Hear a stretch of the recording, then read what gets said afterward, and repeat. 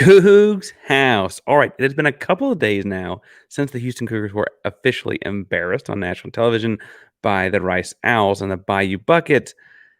But is there anything to take away moving forward? You are Locked On Cougs, your daily podcast on the Houston Cougars, part of the Locked On Podcast Network, your team every day.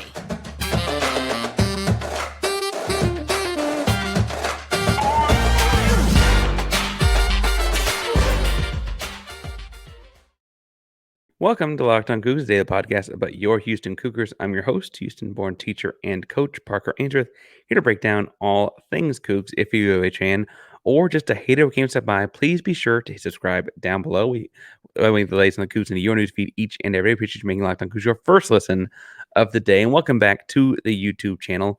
If that's where you found us, it is so good to see you again. Remember, hit subscribe if we can get 2,000 by this weekend. I'm going to buy someone a jersey. It would be a cool marker to get into the Big 12, get someone a jersey with the Big 12 logo on it.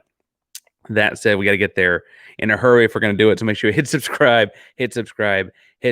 Now, on today's episode, we got a couple different things to talk through. I got some things I want to talk about Dana Smith, the offense that I do think worked against Rice. Some things worth pointing out and talking through that I think are just frustration you'll have. The defense, I got to talk about some stuff that I don't have as much like breakdown play by play because I don't necessarily know what Rice is doing every play, but stuff I want to talk through as well that are more X's and O's, schematics kinds of things. And the final segment, I'll revisit those keys of the week that we did not accomplish. We'll see if we accomplished all of those things on Saturday. Now, before we get too far into this episode, let's make sure we talk about. Obviously, this was a lackluster performance in the first half. Houston came back and almost won, forced it overtime, double overtime, and did lose 43-41. And I think the offense got a lot of flack for how they played in the first half because they walked out with a touchdown at the end of the half that otherwise they would have gone scoreless against Rice in the first half. Now, Dana Smith, the quarterback, bears the brunt of that, and I've actually been pleased, to say the least. There have been parts of his play that have made me enthusiastic as well. He mostly played it safe. His lone interception in the game was in the first possession. He got hit on it. He was sacked 3 times. Per Pro Football Focus, they have not pressured 10 times. I would have thought it was more like 12 or 13 live, but their pressure definitions are obviously a little bit like specific, and so they had 10 pressures. What I thought was interesting is that he operated with less than 2.75 seconds for the vast majority of the game. That's less than 2.75 seconds between catching the snap and having to make a decision, either throwing it or taking off. That's a really, really low number for college football. You typically see college football, if a great offensive line will get you closer to 3.5, you're hoping to be over 3. Less than 2.75 in the football game is low. That, to me, is an indicator of how strong the pressure was from Rice. He had 48 dropbacks and was pressured on 10 of them, blitzed 15. For whatever it's worth, in those 15 blitzes, and I think the reason that Rice kind of called off it, he was 75% completion against the blitz. That means he's finding blitz breaks well and doing a good job of reading his keys on those. Those also, for what it's worth, he had a really high percentage throws in play action as well, which would throw off the blitz number some, the non-blitz number some. But his play action plays, his high percentage of completions was over 60. Doesn't necessarily count for his pre-snap RPOs. More on those in a second. I said in the post game, which is still a couple days ago in the feed, if you can go back and check it out, that I believe Dana took over play calling in the middle of the second quarter, and that's why the offense looked so different. Dana Smith looked more comfortable in it, and you saw a lot more in the mid-second what I call odd formations, which is not to say like an odd number of people, but like dead T with no receiver outside on the left side and trips into the boundary, or stacked up receivers split way out wide to space the field, or different things like that. The first touchdown, right, was a pass to Matthew Golden in which they went dead T to the left side, meaning no receiver outside of him, and the 3 receivers on the far side ran a crosser streak concept, meaning the first crosser is man jack. He takes away the safeties. The second crosser was Matthew Golden, came across the middle for the touchdown. And the far side, you had the streak to make sure you took away the corner. Great cover three beater. However, the thing I think that's interesting in looking at that is they had I don't want to say a decoy route, but the tight end on the left side also occupied a safety and corner of his own deep hook route. Again, those are things that Dan Holgorsen is very, very famous for, always having run.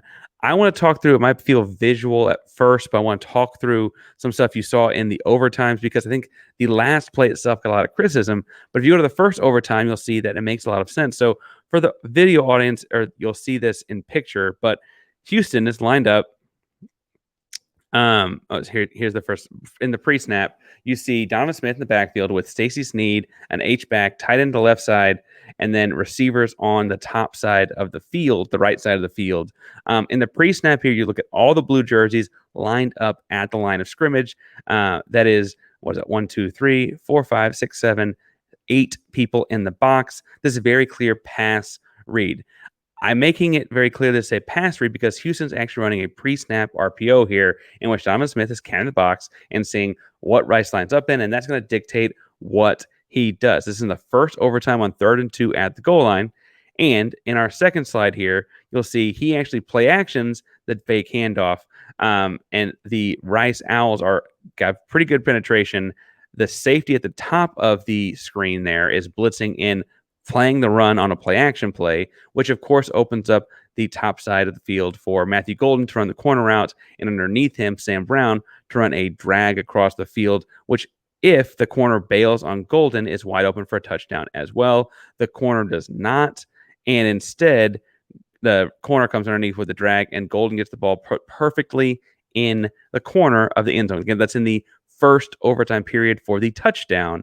This felt like at the time Houston was going to win because the defense has had such a great second half. This was a great home run hitter feeling touchdown. And in the overtime, in the second overtime, I should say, after Donovan Smith has a bubbled snap that he ends up taking in for a rushing touchdown, Houston's got to go for a 2-point conversion. The same kind of concept gets called here. They line up like this. On the screen, you can see, if you're listening, you have a single receiver out wide to the left, then a pair of receivers at the right, that is Matthew Golden in the slot, and Sam Brown out to the far right. And then in the backfield, you have Donovan Smith furthest back with 2 H-back tight end types up at the butts of the tackles just outside. Now, that's because the run play here, the pre-snap RPO, I'm going to give you a secret, is going to be the quarterback if they run it. And they lined up like this. Rice called a timeout to come over and talk about it. And then they came out from the timeout and lined up like this again. Now, that's drawn some criticism, but it's a pre-snap RPO.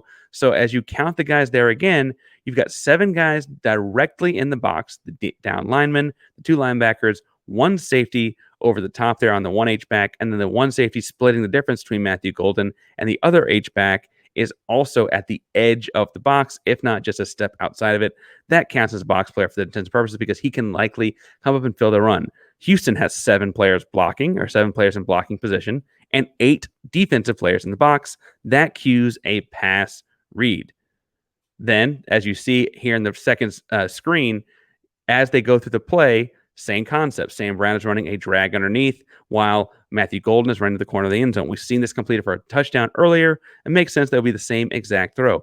But for further evidence that this was a possible run play, between the 2 screens, as I toggle here, you'll notice that the H-back from the top side and a guard on the top side, the left side of the football field, are pulling. Donovan Smith had the option in pre-snap to tuck this and run, but the defensive lineman dictated pass the football. And then, I think the most disheartening screen of all is the third play, in which there's a lot of end zone outside of Matthew Golden to his right as he's running a corner route, and the ball is underthrown for a jump ball, ultimately getting broken up, and thus not a score. Houston then loses because they needed that score to keep the overtimes rolling. Now, I say all that to say that, A, there's a lot of criticism about Donovan Smith that had so much success running the football. Why didn't they continue?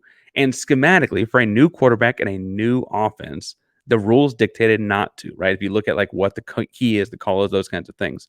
What I am betting, and what I will finish this segment off is, and moving forward, the adjustment Donovan and Dana will talk about, and the adjustment that I would make from here on out, and I think the thing that Donovan has to trust himself on is that in that instance, when it's on the 3-yard line, I understand the rules say one thing, but that man is 6'5", 245 pounds, and the potential guy filling the hole is a small safety.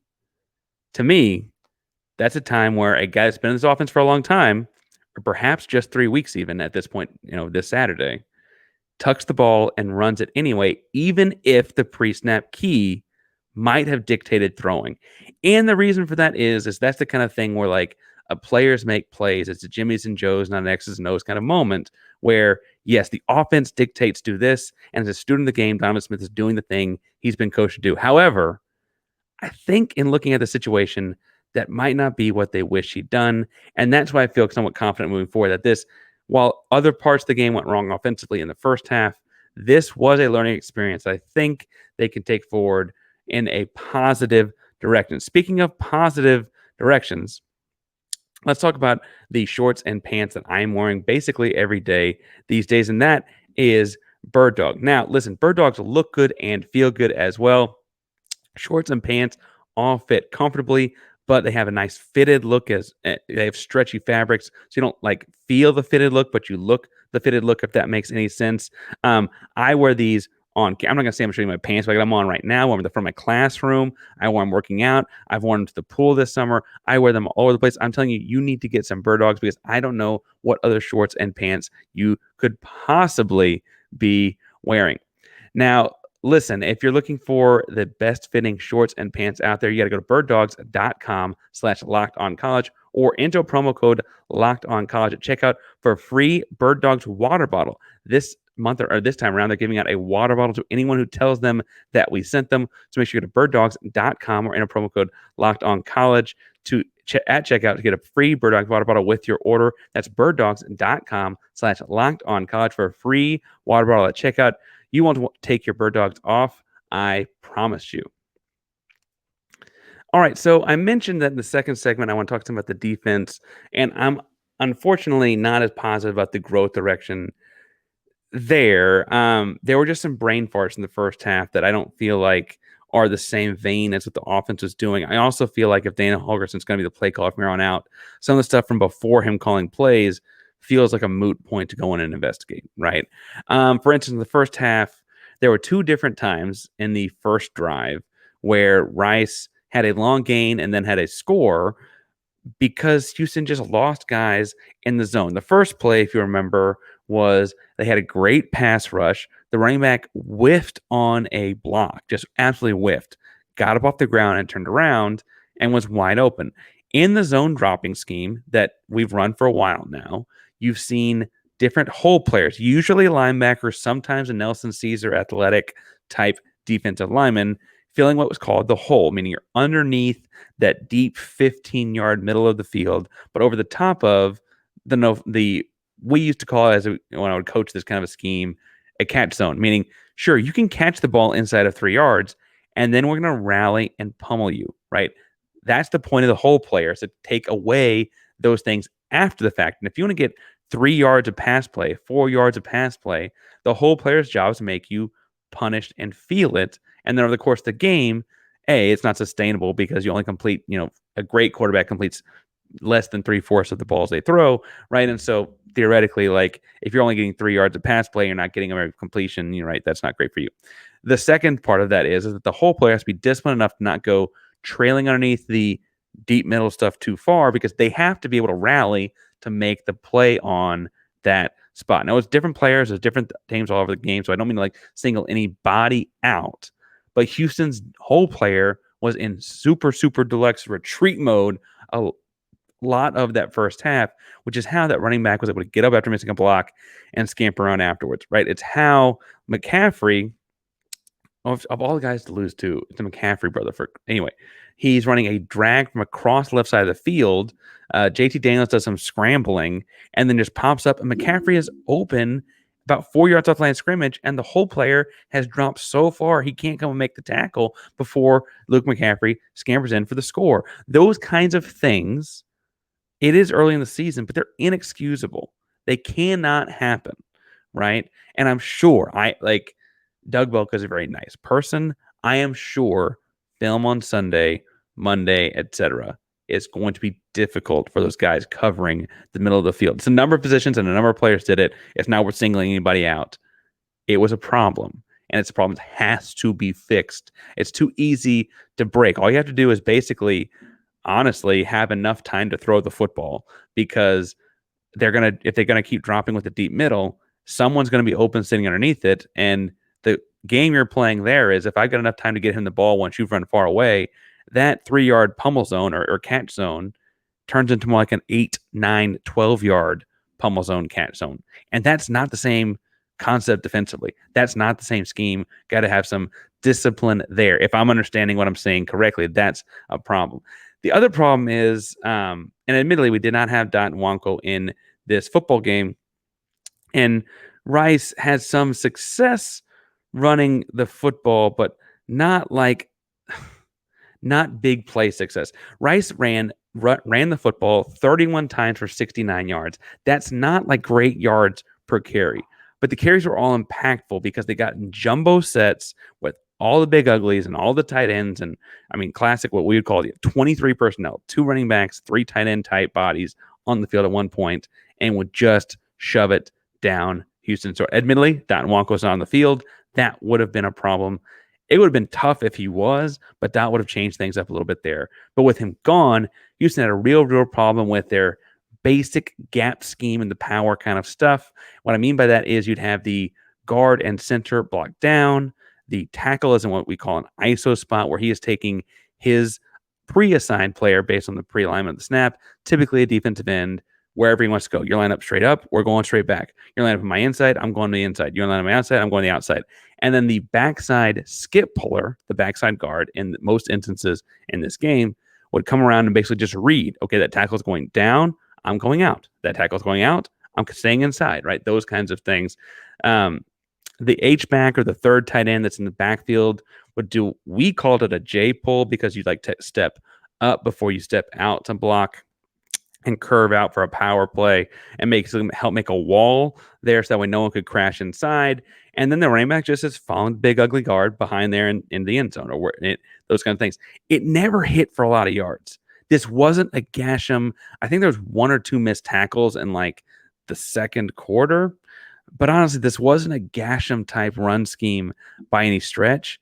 It was just the thing that they could run once they got inside of 3 yards or after a pass interference in the end zone. That was kind of a bad call. They could punch in for a touchdown. And for a 2-point conversion, they can run it again for the 2 points. The 2-point conversion itself actually is interesting. All the big uglies cause a giant pile up in the middle of the field, and he just bounces it because the great player over the top can't get across all the bodies in the way in less than 3 yards. I actually think he would have gotten tackled at more like 4 yards, but the deal is that's not, they only needed 3, right? And there were several instances of that in the run game. I think people on Twitter figuring out, like, you can't stop running, they got 3 rushing touchdowns or whatever, like da-da-da. But the truth is that the running was only happening at super short yardage situations. It wasn't something that they like hung their hat on and did well in the middle of the football field, right? That wasn't like their bread and butter. After all, for what it's worth, JT Daniels was 66% completions for over 400 yards and had 3 touchdowns. And his lone interception, we'll talk about something I think he was actually right in a second, the coverage, but his lone interception was in the end zone, right? Now, interestingly enough, one coverage thing I think that was interesting that they did was that they kind of adjusted over the course of the game to more of a combo zone man look. They were in man coverage someone early because they were trying to adjust having missed the whole spot earlier or whatever, right? And then man, they had a lot of trouble one-on-one with McCaffrey. I think, remember his long touchdown catch? It's a crazy good ISO play they run for him where they ran trips into the boundary, meaning on the short side of the football field. They had 3 offensive football players that all ran decoy routes. The tight end ran a streak to take away a safety. The slot ran an underneath drag to take away the underneath guys. And frankly, the outside receiver on that side and ran a slant to kind of fill in behind him for a check down if anything else, broke loose because of the drag taking stuff away. On the big open wide side of the field, the left side of the field, McCaffrey has a ton of room to work one-on-one with Brian George covering him. And the safety has eyes on the drag and can't get over the top to help over the top. Brian George's body language after the play makes me think he thought he had over the top help until he realized he didn't and started sprinting, right? But that's just a McCaffrey one-on-one situation where that's their best athlete, and Brian George is fine, but not our best corner, right? And so suddenly you're looking at a bad situation and no safety over the top help. For what it's worth, the interception that Houston had and that JT Daniels threw was a very, very, it was inside the red zone, so it was a shorter throw, but it was the same concept, right? They just ran a different receiver. They thought they could put a tight end type out, that 6'5" guy out there on Isaiah Hamilton, who's not very tall, and they thought they could get him on a jump ball on it. Same concept. Isaiah Hamilton forced the outside release and then played underneath it. The interception fell in his lap. Well played by Isaiah. Isaiah also had a forced fumble in this game. Isaiah had a very, very strong game defensively on a team that, frankly, had a very poor half defensively in the first half. I do like how they adjusted to more of a combination coverage over the course of the game. I wonder why it took as long as it did. Now, speaking of taking as long as it did, I'm already going over on time. These things are not supposed to take this long. We need to get into the final segment and look at what keys of the game Houston was and was not able to accomplish. But first, if you're like me and you had a rough weekend, there's a way to make it better. And that way to make it better is FanDuel, because you've got to get ready for the NFL season, the incredible offers that FanDuel has. FanDuel is America's #1 sportsbook, and right now, new customers can bet $5 and get $200 back in bonus bets guaranteed. Plus, all customers who bet $5 get $100 off NFL Sunday ticket from YouTube and YouTube TV, which I just switched to. I recommend it. Now is the best time to join FanDuel. The app is easy to use, and you can bet on everything from spreads to player props and more. They currently have Houston TCU set at a 7-point difference. They have Houston is a home dog at +7. TCU is -7. The over-under set at 61.5. I've seen these two defenses play. I'm hammering that over. I can't believe it's still set at 61.5 at the time there's recording. Go hit that now. Visit FanDuel.com/locked-on and kick off the NFL season with an offer you won't want to miss. FanDuel, an official sports partner of the NFL. All right.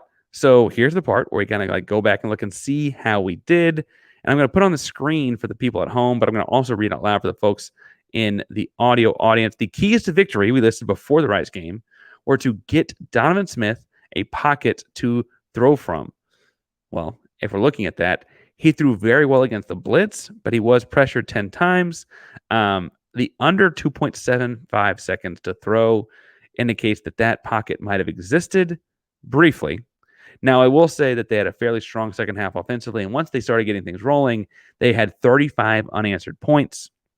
So I don't act like that was a complete failure, but it was not something that they did start to finish by any stretch of the imagination.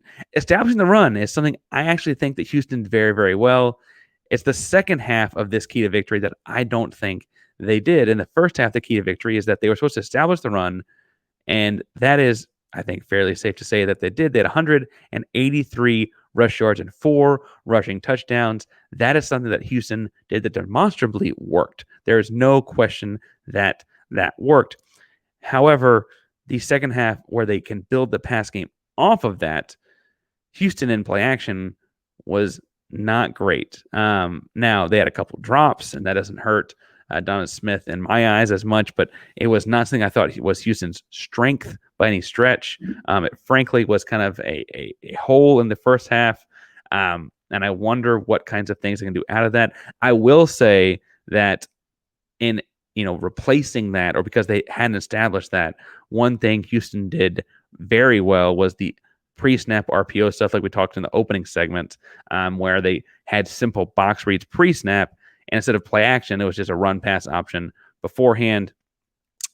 Getting after JT Daniels in the pass rush, frankly, folks, wasn't as successful as it should have been, right? JT Daniels, again, threw for over 401 yards, 66 and a 2/3% completion.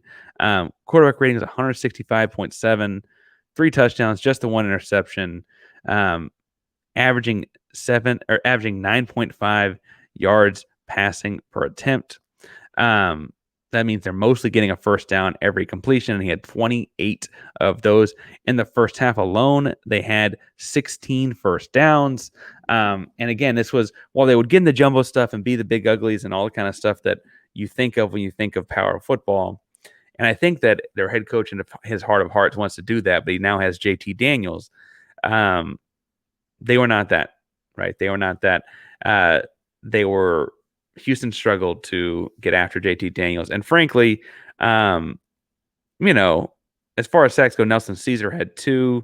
And I think Malik Robinson got in close on a pressure as well. And like these guys had moments where they did. And frankly, after it was 28-0, Houston kept them from scoring until the overtime where they got put on the 25-yard line, right? Like on the whole, things did turn around. And I maintain, like in the second time, that they learned something from this game that they can take forward. And that's the man zone combination stuff that they need to stick with. However, they didn't get after JT Daniels. He had 40 yards passing. 400 yards passing. It's unacceptable. Full stop. I think it's possible this can be a defense that was a good defense in week 1 and played poorly in week 2. I really do. I think the thing we have to watch a few games now and see, though, is it possible as well that this is a defense with a lot of work to do that had a really good first week. Now, I think there's talented kids on it. I love the Malik Fleming kid. I love Isaiah Hamilton. I love what Hit brings to the leader. I love Nelson Caesar. I love Dot Nwankwo. These guys, they have some talent, but they got to gel as a group. They got to play as a group, and they've got to stop TCU as a group. I think that's the last podcast we're going to talk about Rice, at least for the rest of the week. But we'll see. So I hope you enjoyed it. If you've got other things you want to hear about Rice or talk about Rice, I guess you can tell me. But I'm kind of ready to flush that one down the commode. So tell me in the comments down below if you want to hear more about Rice or if you want to move on to TCU. I'm probably just going to move on to TCU anyway, but tell me in the comments if you'd like to. Thank you so much for making Locked On Cougs your first listen of the day. Remember, Locked On Cougs is your favorite Locked On. I did that bad. You laughing at me now? It's this Rice thing. Okay. Thank you all so much for making Locked On Cougs the #1 podcast on the Houston Cougars. Remember, Locked On Cougs are proud of the Locked On Podcast Network, and that means your team every day. Go Cougs.